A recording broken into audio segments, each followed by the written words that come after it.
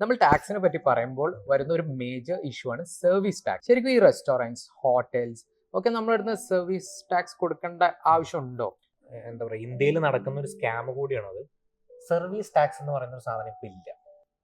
Service tax എന്ന് പറയുന്ന സാധനം ഇപ്പൊ കറന്റ്ലി നിയമത്തിൽ എഴുതിയൊരു സാധനമല്ല, ലീഗലി ഇല്ല. GST എന്ന് പറഞ്ഞ goods and service tax add ചെയ്യുന്നത് അത് നമ്മൾ കൊടുക്കണം. ചോദിക്കുന്നുണ്ടെങ്കിൽ അത് കൊടുക്കാൻ ലയബിൾ ആണ്.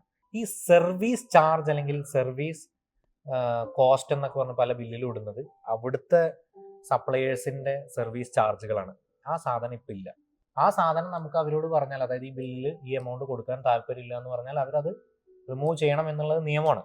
നമുക്ക് ഇഷ്ടമുണ്ടെങ്കിൽ മാത്രം കൊടുത്താൽ മതി. GST എന്ന് പറഞ്ഞിട്ട് CGST, SGST എന്ന് പറഞ്ഞ് ചാർജ് ചെയ്യുന്ന എമൗണ്ടുകൾ നമ്മുടെ നിന്ന് മേടിക്കാം. അതും ഹോട്ടലിൽ മാക്സിമം അവർക്ക് ഒരു 5% ഒക്കെയാണ് അവർ ചാർജ് ചെയ്യാറ്. കാരണം കൂടുതൽ റെസ്റ്റോറൻറ്റ്സും 5% കാറ്റഗറിയിൽ വരുന്നവരാണ്. Service charge, service cost, service expense എന്നൊക്കെ പറഞ്ഞ് കാണുന്നത് അവരുടെ പേയ്മെന്റ് ആണ്.